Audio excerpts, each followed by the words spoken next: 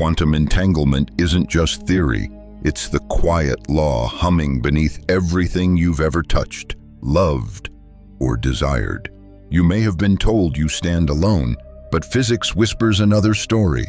It tells us you're already connected to what you seek, not metaphorically but physically. Woven into the same invisible lattice Einstein once called spooky action at a distance, he was right to be unsettled. Because when the smallest particles behave as one across vast space, what does that say about you, this conscious field of atoms aware of itself? For decades, the greatest minds argued over that mystery. Einstein and his colleagues crafted a thought experiment to prove the quantum world incomplete, to insist reality must be local, rational, obeying the cosmic speed limit of light. Then came John Bell, who wrote an equation that tore that certainty apart. One test, then another, and another, the data spoke. Entanglement was real. The connection was instantaneous. The universe, at its core, doesn't wait for distance. It responds in a single breath. So where does that leave you, that aching sense of separation, of shouting wishes into an indifferent void? It isn't your fault. It's an artifact of an outdated map of reality, a Newtonian dream of solid objects drifting through empty space. You were taught to act like a signal trying to cross a canyon, hoping the echo comes back. But there is no canyon. There is only the weave. Imagine the world not as scattered stars, but as a radiant web, each thread alive, each intersection aware. You are one of those luminous nodes.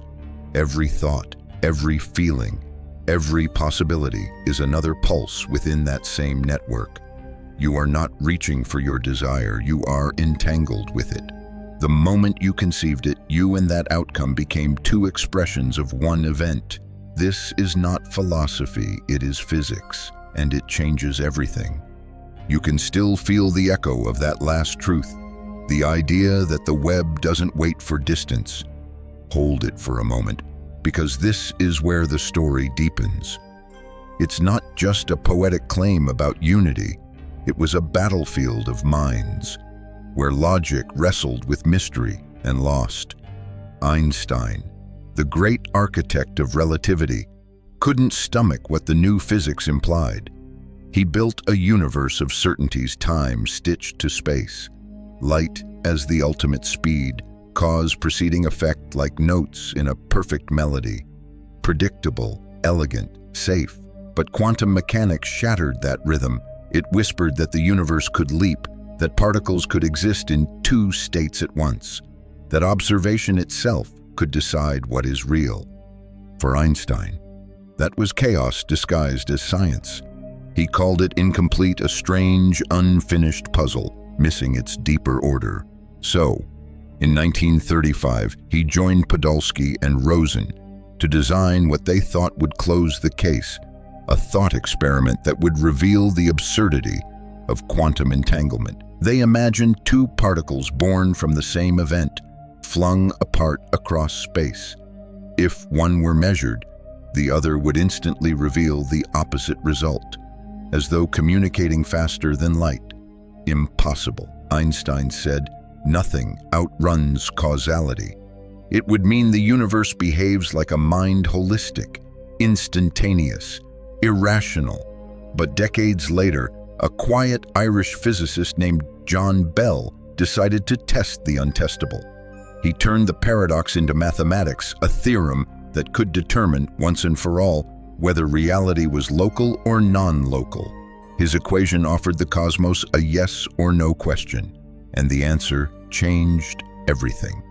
In the 1970s, experiments began. Photon pairs fired in opposite directions across labs, later across cities, even through satellites orbiting Earth. Each test confirmed what Einstein dreaded. The entangled particles behaved as one, responding instantaneously, ignoring space, time, and distance. There was no signal traveling between them, no hidden messenger. They were never truly apart. Do you see the magnitude of that? The universe isn't a collection of billiard balls bouncing through empty halls. It's a single living organism responding to itself. The experiments didn't just prove a new principle, they unveiled a hidden architecture of wholeness. Bell's inequality violations, the dry term physicists use, were really the universe's love letters to itself. Mathematical poems proving the unity behind all form. And yet, the implications go further than physics dared to imagine, because if two photons can remain entangled after crossing galaxies, then separation itself is a myth written into perception. You look at your hands and think they end where your skin meets the air, but that's an illusion of scale. Every atom in you is threaded through the same field that dances in distant stars.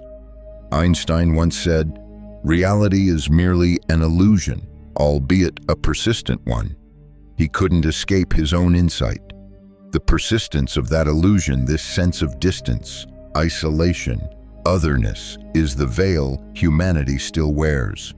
We inherited his hesitation. We built philosophies, economies, and identities around the assumption that we are separate, individual, independent units in competition with everything else.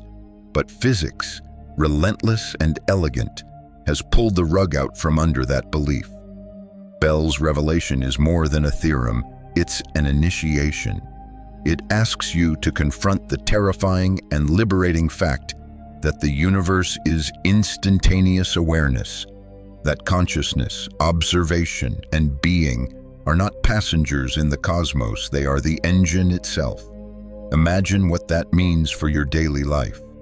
Every choice, every thought, every feeling, no matter how small, ripples across the field of existence, not metaphorically, but through the same entangled infrastructure that links photons.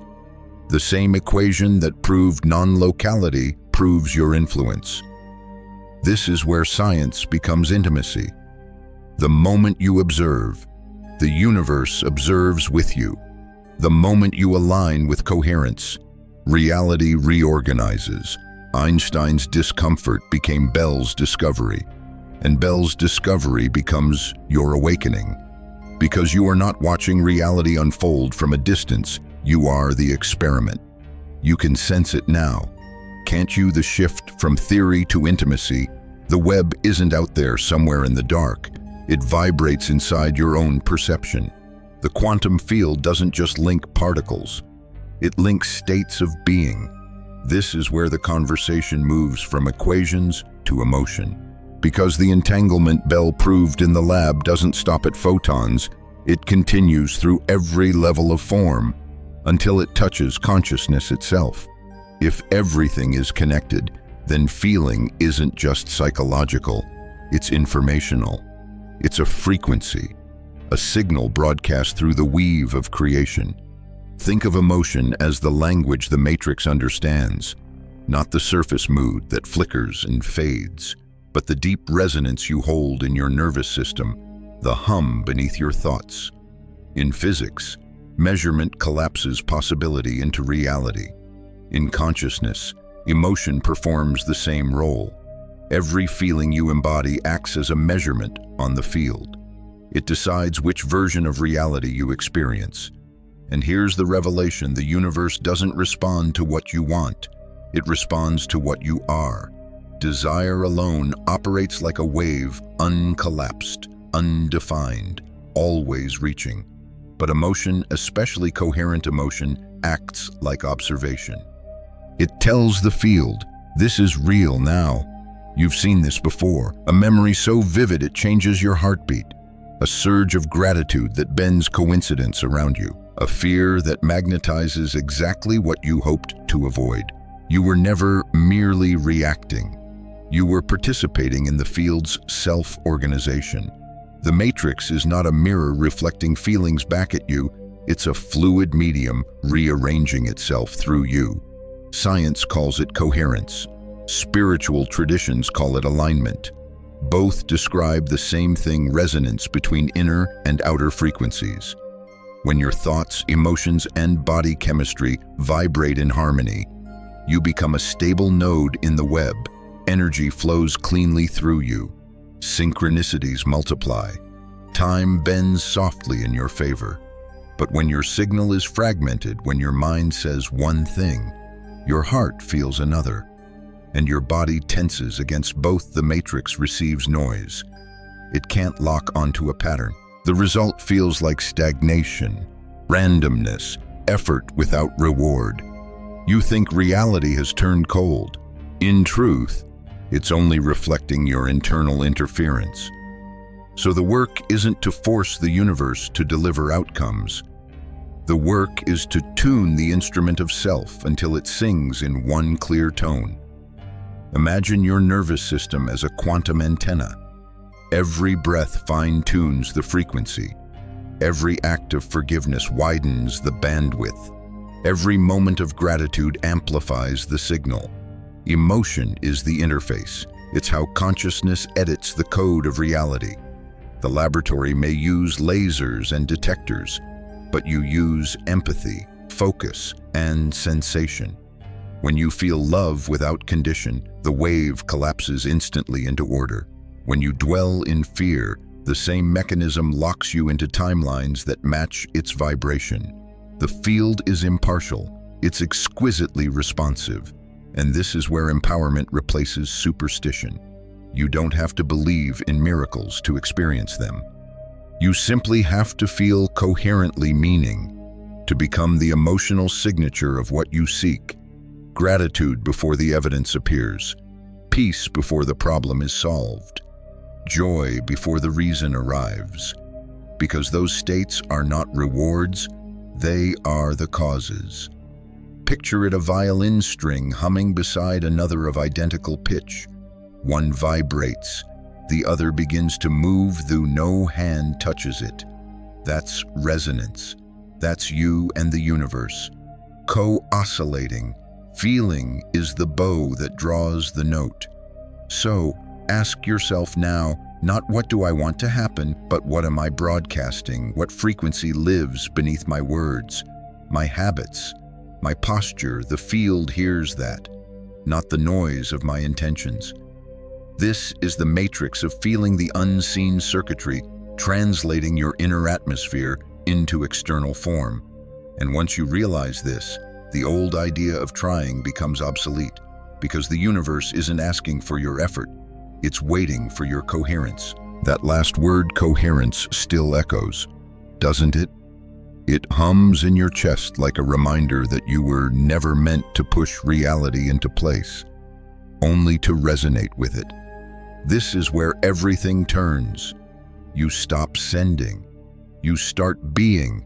For centuries, we've lived like cosmic broadcasters, believing that if we just transmit the right message long enough through affirmations, vision boards, or desperate prayers, the universe will finally tune in.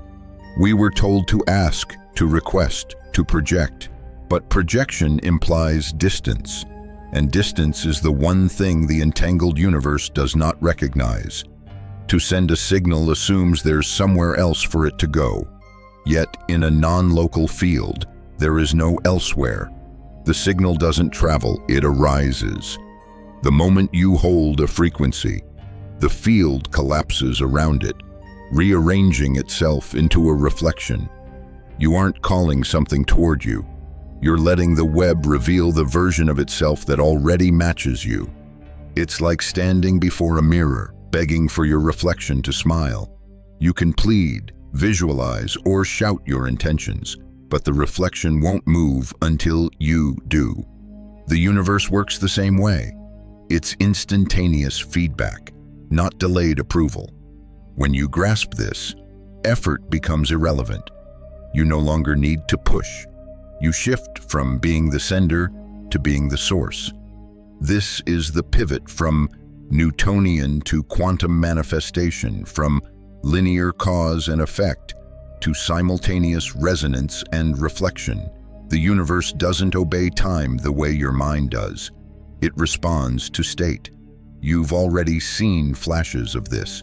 The moments when you stopped trying and simply knew, when action felt effortless and outcomes unfolded in rhythm with your being. You may have called it intuition, flow, divine timing. It was coherence. You had, for a heartbeat, become the signal. Here's what that looks like. Imagine you are a tuning fork struck into vibration. Around you, infinite potential realities hum in silence, each awaiting a compatible tone. When your frequency matches one of them, the air between you disappears. The two become indistinguishable, like overlapping waves merging into a single crest. That is manifestation, not summoning, but synchronization. And the paradox, the more you try, the less you tune. Effort implies separation, and separation collapses coherence.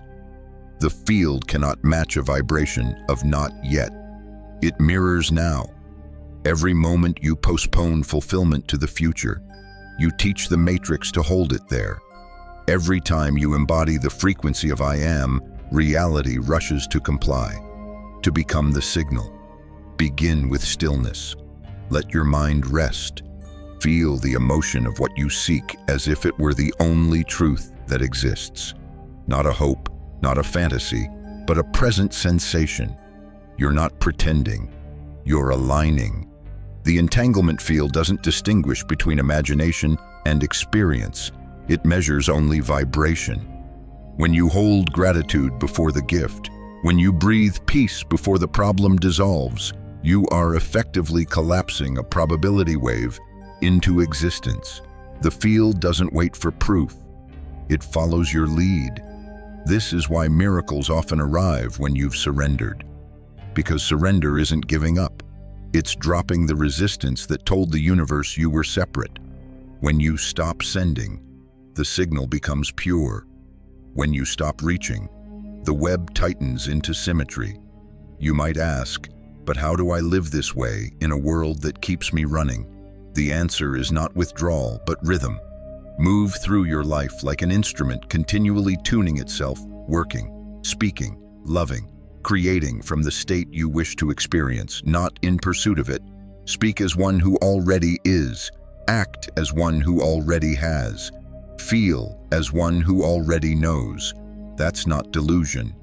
That's physics, translated into presence. Because the moment you become the signal, the universe has no choice but to play your song. You can feel the echo of that truth reverberate. Can't you? The signal you once sent now returning as your own reflection. But what exactly carries it? What substance connects thought to thing, feeling to form? That's the mystery that bends the mind and expands the soul, the architecture of the web itself. Physicists describe it as the quantum field, a boundless ocean of potential, where particles are simply waves briefly choosing a shape. Mystics have called it the ether, the divine fabric, the unseen loom of existence. Different languages, same revelation. Beneath every atom, every heartbeat, every flash of intuition lies this same infinite substrate of interconnection. Picture it, if you can, not the cold grid of a machine, but a living tapestry, filaments of light stretching through every inch of reality. It's less like wires carrying information and more like threads of awareness vibrating, responsive, alive. Every intersection on this web is a node, a consciousness point, a participant in the grand conversation. And there you are, one of those nodes. You are not standing on the web, you are of it. The photons that leap between distant stars are the same ones that leap between your neurons. The space between your body and the air is not empty. It is humming with connection. The illusion of separation arises only because your senses are tuned to the visible spectrum. But reality extends far beyond what your eyes report. When two particles become entangled, their fates remain linked no matter how far apart they travel. But distance is a human measurement, not a cosmic one. To the web, there is no gap to cross. What we call space is the pause between beats, the stillness that allows motion to exist. Within that stillness, everything touches everything. Now imagine your desires not as external goals, but as luminous nodes, glowing elsewhere on this same lattice. Each dream, each intention is already vibrating, awaiting resonance with you. When you attune your emotional frequency, the threads between you begin to shimmer. They don't pull anything closer. They reveal what was always connected. It's like mist clearing from glass. You don't create the view. You uncover it. You don't construct the bridge. You remember it was never broken. This understanding shifts you from architect to activator. The web doesn't need building, it needs awakening. And this awakening changes how you move through life. Every interaction becomes an act of weaving. Every thought tightens or loosens the threads. Every emotion dyes the fabric with new color. When you speak, your words ripple across the network. When you love, your frequency expands, lighting unseen corridors between souls. When you fear, the same network folds into contraction, not as punishment, but as feedback. The matrix is neutral. It mirrors coherence and distortion alike. Do you see the beauty in that neutrality? It means the power is never withheld. The field doesn't judge the signal, it amplifies whatever is fed into it. That's why awareness is the only form of mastery. Once you know you are the weaver, you begin to choose each thread with intention. Some feel this architecture in moments of awe standing beneath the night sky, sensing that every star blinks in unison with their breath. Others feel it in heartbreak, when loss strips away illusion and reveals how nothing is ever truly lost. In both ecstasy and grief, the same truth emerges: the web is one, the pattern never breaks. You are not just moving through the universe is moving through you. Every motion you make rewrites the pattern of the whole. That's not metaphor, that's the hidden geometry of existence. And once you feel it, not think it, but feel it, everything you touch begins to shimmer differently. Because the moment you remember the weave, you stop asking how to find your place in it. You realize you are the place. You can almost sense those threads now. Can't you? The shimmering filaments that hum beneath coincidence, the web whispering back to you through what you once called chance. Because once you recognize the architecture of connection, you begin to notice its messages. The field is not silent. It speaks in pattern, timing, and emotion. These are the signs from the field, subtle, intimate proofs that your consciousness is not shouting into emptiness. It's in conversation with reality itself. The first sign comes disguised as synchronicity. You think of someone for no reason, and their message appears. You imagine a symbol, and it flashes in your path. Skeptics dismiss this as probability, but probability can't explain precision the way the right word arrives on a billboard at the exact instant your heart asks for guidance. That's the matrix. Confirming coherence. It's reality's way of saying, I heard you. In the old paradigm, we called these moments coincidence. But in an entangled universe, they are evidence of non-local feedback information collapsing into form. When your inner frequency aligns with a specific potential, the web rearranges itself to display it. The event isn't caused by your thought. It is the mirror of your thought. Two ends of the same luminous thread vibrating in unison. The second sign moves deeper, what you might call emotional broadcasting. Have you ever felt an emotion rise in your body that seemed to belong to someone else? A sudden heaviness, grief, or joy without apparent cause. This, too, is the matrix revealing its unity. The emotional field you share with loved ones and sometimes with strangers is a living current. When another node vibrates strongly, the resonance carries. Distance doesn't matter. The web is instantaneous. This phenomenon unsettles those clinging to separateness, because it dissolves the walls of individuality. But to an awakened observer, it's a sacred reminder that empathy is not symbolic, it's physics. You are a receiver as much as a transmitter. Each pulse of compassion you send travels the same highways of entanglement that bind photons. Then there's the third sign, the playfulness of small manifestations. You think of a yellow car, and 3 appear.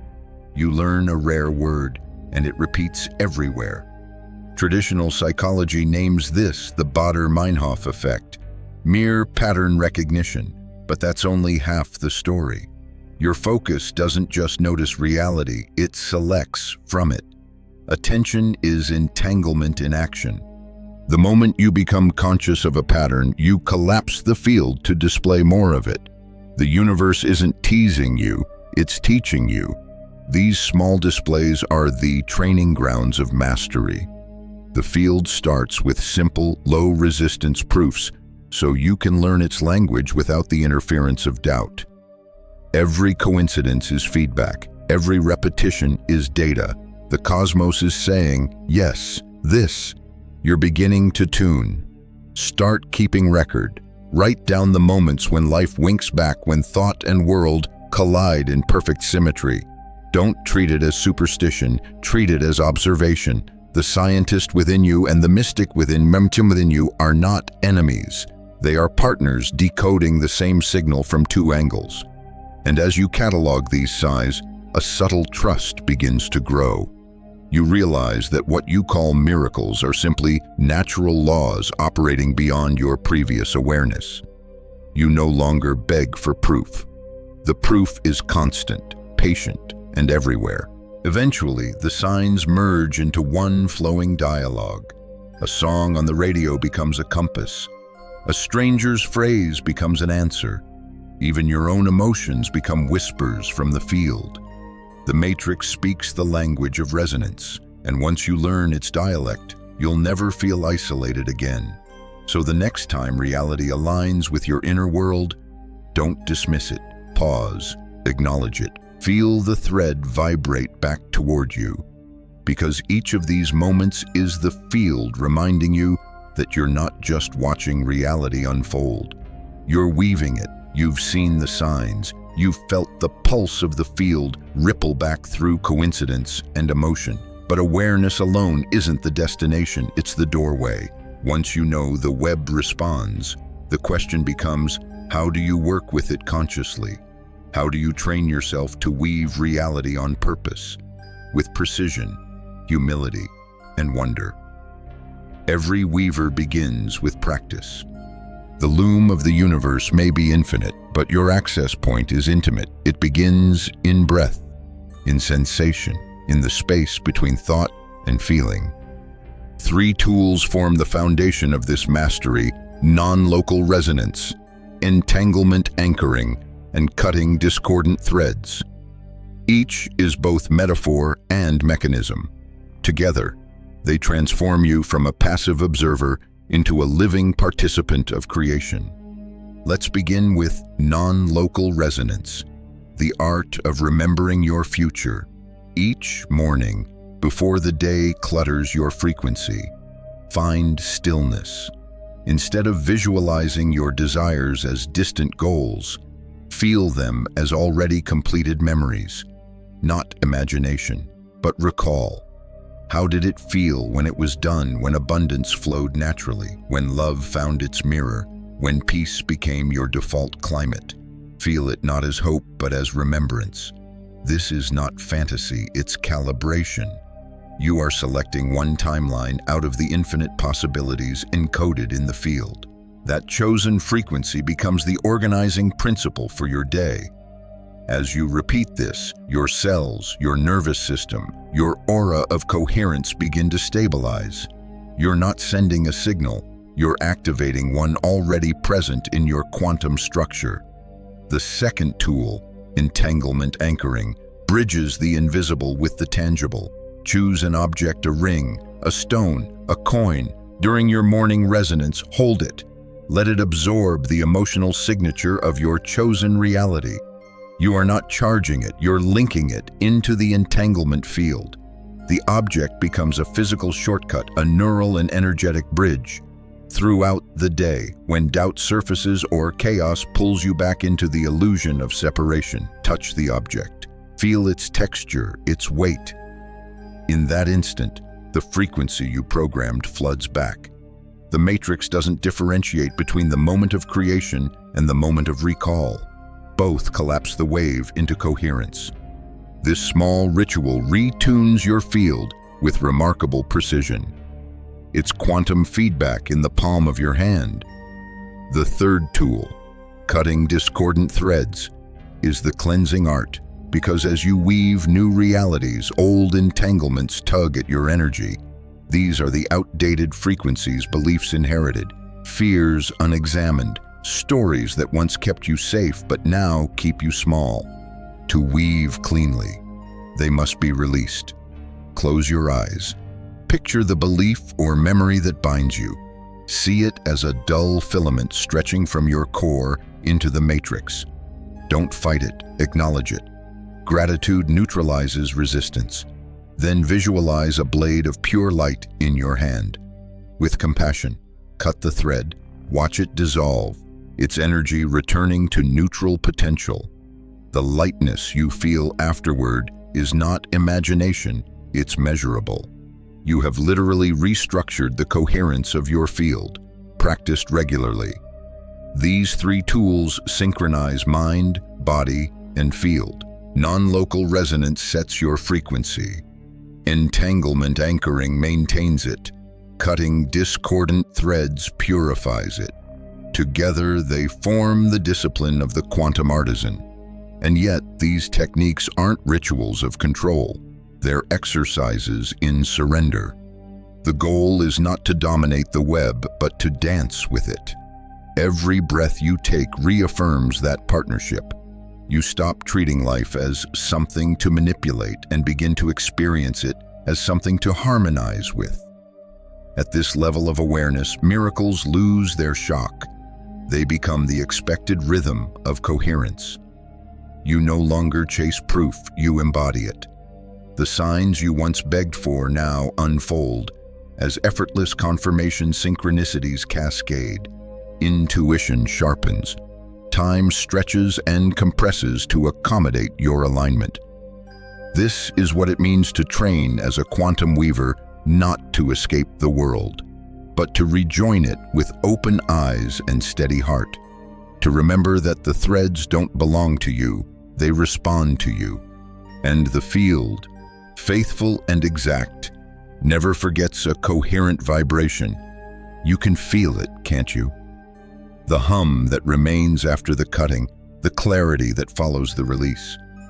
You've learned to hold resonance, to anchor it, to cleanse it. But there's another layer deeper still, the code that shaped your old world, the one written before you knew you were writing it. Every belief, every story, every truth you absorbed from your family, your culture, your schooling, these were the algorithms of a Newtonian mind. They were designed for a reality of separation, where cause followed effect, where control was prized above awareness, and where effort meant proof of worth. That code has kept humanity stable, predictable, mechanical, but it has also kept humanity small. Now, as the field reveals itself as non-local and instantaneous, that old programming begins to falter. It's like running ancient software on a quantum processor, slow, glitching, incompatible with the new architecture of consciousness. To live as a quantum weaver, you must rewrite that code not by erasing it, but by understanding its language and upgrading it from within. Start by examining the loops that still govern your thought. The loop of scarcity, I must struggle to earn abundance. The loop of isolation, I am alone in my effort. The loop of time, it will happen someday. These scripts are not your essence. They are inherited syntax, habitual commands echoing through your neural network. Awareness alone begins to decompile them. Every time you notice an old loop running, pause. Don't fight it, watch it. Awareness is the debugger of consciousness. When you see the pattern, it loses power. You begin to realize that beliefs are not truths. They are agreements you made unconsciously with an outdated version of reality. and agreements can be renegotiated. This is where emotion once again becomes the bridge. The old code was written in fear, scarcity, and doubt. The new code is written in coherence, trust, and gratitude. You don't rewrite the subconscious by argument, you rewrite it by resonance. Feel the vibration of freedom, and the neurons rearrange to match it. Imagine your brain as a quantum instrument. Each belief is a waveform, each habit a repeating frequency. When you introduce a higher frequency from us through love, through forgiveness, the lower pattern entrains upward. It's not suppression, it's transformation. The old data doesn't vanish, it harmonizes into higher order. And here lies the true genius of the universe. It never punishes ignorance. It merely mirrors it until you learn to see. The field is infinitely patient.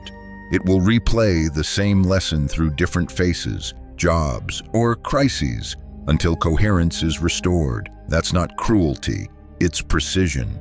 The matrix doesn't judge the signal. It reflects it perfectly so you can hear your own resonance echoing back. You can begin to rewrite the code of your life right now. Choose one belief that limits you. Perhaps things always go wrong for me. Observe it without resistance. Feel its vibration in your body, the heaviness it brings. Then breathe in a new statement reality arranges in my favor. Don't chant it like a mantra. Feel it until your cells agree. When the emotion of that belief becomes more real than the memory of failure, the code updates instantly. This process isn't linear. Some threads will resist, some will snap. That's part of the reprogramming. Remember, each limitation you transcend sends ripples through the entire field. When you rewrite your personal code, you're also updating the collective one. Your healing feeds the network. The old paradigm told you to fix the world before you could find peace. The new paradigm shows you that finding peace rewires the world. Consciousness is contagious. Coherence spreads faster than chaos. Every time you embody clarity, you create a new frequency in the shared field that others unconsciously tune into. So when you rewrite your code, you're not just freeing yourself, you're upgrading the collective operating system of humanity. That's how revolutions begin quietly, invisibly, within the pulse of a single human heart. And as the new code stabilizes, a larger realization dawns: you were never meant to run this program alone, because the field doesn't end at your edge, it continues seamlessly into the consciousness of everyone you touch. You can feel the edges of your individuality start to blur now, can't you? The borders soften. The personal field you've been refining begins to expand, because the moment you rewrite your own code, you alter the shared source. You stop being a single node in isolation and become a conductor for something vaster, the collective entanglement. You may have sensed it before in flashes, a crowd moving in perfect rhythm at a concert, hearts thudding to the same invisible beat, a meditation circle falling silent at the same instant, each breath merging with the next. These aren't coincidences, they are demonstrations of resonance. Consciousness synchronizing through the matrix, proving that individuality is just localized coherence. Science can't yet measure the totality of this field, but hints are everywhere. Random number generators across the world shift during global emotional events. Heart rate monitors in separate continents begin to align when collective focus peaks. The web responds as one organism, breathing in unison. You are part of that breath. This means every act of coherence within you is not private, it's participatory. Each time you release a fear, forgive an old wound, or hold a vibration of peace, you broadcast a signal through the collective lattice. Others receive it, whether they ever hear your name or not. The physics of entanglement doesn't care about proximity, it cares about frequency. Your state becomes data in the shared consciousness cloud. Now imagine what happens when groups of conscious beings harmonize intentionally. When a handful of weavers stabilize gratitude, joy, or compassion together, the pattern magnifies exponentially. The matrix doesn't sum their energies, it multiplies them. This is why mass meditation studies show measurable drops in conflict, why collective prayer has effects even skeptics can't easily dismiss. It's not magic. It's interference patterns aligning into coherence. The collective field is a symphony, and each of us is an instrument. Most people play unconsciously, their vibrations shaped by news cycles, fear, and habit. But a trained weaver begins to play deliberately, tuning to love, to clarity, to trust. And as more instruments tune together, the symphony shifts key. The background hum of humanity lifts. You can see it happening already. People waking up to the idea that competition is outdated, that collaboration feels better in the body, that empathy is not weakness but resonance intelligence.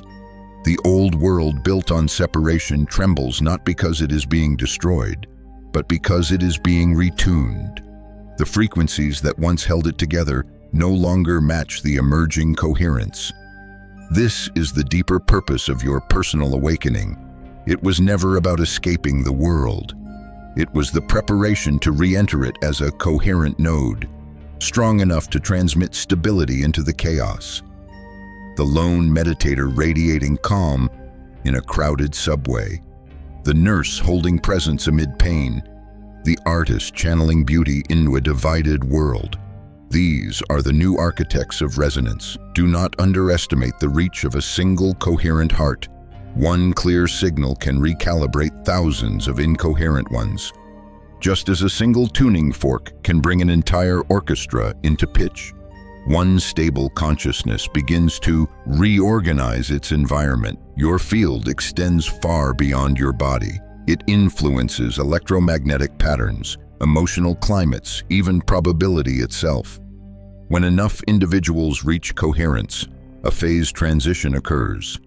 The collective field tips. The old reality matrix doesn't vanish, it upgrades. New ideas flood consciousness. Technologies evolve. Empathy becomes practical, not idealistic. This is not utopia, it's evolution through resonance. And this is why your practice matters now more than ever, because the entanglement doesn't stop with you.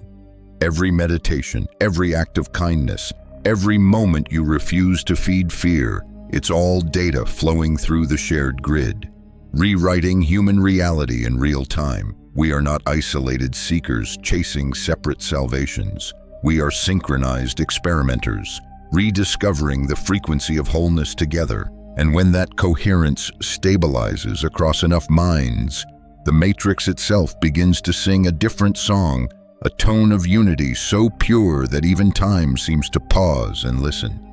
That song is already beginning. You can feel it.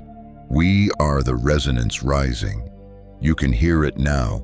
Can't you? The hum beneath coincidence, the rhythm inside every repetition. That song of unity from the last section. It doesn't fade. It evolves into communication.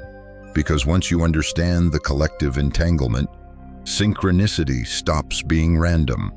It becomes the universe speaking in real time, holding conversation through events, symbols, and timing. Synchronicity is how the field answers.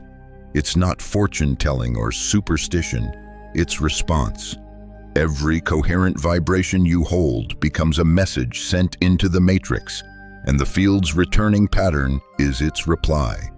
The dialogue is constant. The question is whether you're listening. Sometimes, the answer arrives as alignment, the right person, the perfect phrase, the moment that feels pre-written. Other times, it arrives as delay or redirection. Even that is communication. When the field stalls, it isn't ignoring you, it's recalibrating. It's guiding you toward a resonance that matches what you are, not just what you think you want. Look closely. A sudden detour in your day, a conversation overheard, a door closing so another can open. These are not accidents. They are quantum grammar. The field is spelling something through the syntax of experience. Every event carries subtext. Every emotion is punctuation. When you read it fluently, reality stops feeling chaotic. It becomes poetry written across time. Learning this language doesn't require faith. It requires presence. Notice when your heart expands. Notice when time slows down for no reason.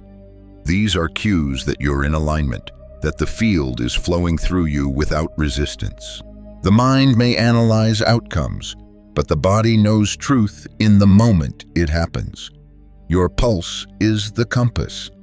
As you grow fluent, a strange humility emerges. You realize you don't need to control the conversation. You need to listen more deeply to it.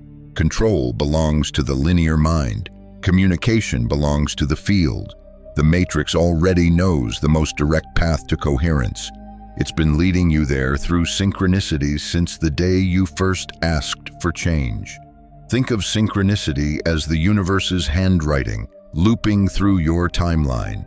Each coincidence is a brushstroke, part of a painting too vast to see up close. Step back, and the pattern reveals itself. Connections that seemed random form constellations of meaning. What once looked like chaos now looks like choreography. And here's the greatest secret: it's reciprocal. The more you acknowledge these moments, the more the field amplifies them. Attention feeds entanglement. Gratitude stabilizes it. Treat every synchronicity as sacred conversation, and the universe will speak more clearly, more often, until your entire life feels like dialogue. Eventually, even silence becomes communication, a pause between signs, a stillness before movement. That, too, is the matrix breathing. The web doesn't always shout. Sometimes it whispers through absence, teaching patience as another form of coherence. So ask yourself, what if every moment, no matter how small, is the field speaking your name? What if the universe isn't testing you, but tuning you? You are not waiting for a sign. You are inside the sign. Every breath is proof of connection. Every heartbeat echoes across the lattice. Every step you take writes new code into the shared song. The dialogue never ends because it never began. It's been unfolding since before there was language, before there was you, before light learned to speak through space. And now you remember you are both the question and the answer, the sender and the signal, the voice and the echo. The universe has always been listening because the universe is you. The echo fades into stillness now, like a wave that's reached the shore. You've walked through theory and feeling, through physics and prayer, through the shimmer of the web that links everything to everything. The song of entanglement softens here, not because it's ending, but because it's merging with the rhythm of your breath. Pause for a moment. Listen inward. The same frequency that binds photons is moving through you right now. It's not distant, it's intimate. You've never been a fragment trying to rejoin the whole. You've been the whole discovering itself through the illusion of a fragment. Every insight, every sign, every synchronistic whisper was never outside you. The matrix was always your reflection, your consciousness folding back on itself to remind you what you already knew. You are not learning to connect. You are remembering that you were never disconnected. So breathe that truth in. Let it settle behind your sternum like light settling into water. The world around you hasn't changed shape, it's changed texture. It's alive now, responsive, aware. Every step you take will send ripples through that awareness. Each thought a vibration in the vast ocean of mind. You don't need to chase proof anymore. Reality has already confirmed your participation. You've felt the signs. You've lived the evidence. The only question that remains is how deeply you will allow this awareness to guide your daily rhythm. Walk gently, speak deliberately, Carry your coherence quietly into the noise of the world. Let your peace broadcast without words. That is the highest form of creation, to embody what once required effort until it becomes breath itself. And when the night feels too quiet, remember, silence is the universe listening. The dialogue continues, even in stillness. You are not separate from the field. You are the field, awake, aware, and endlessly weaving.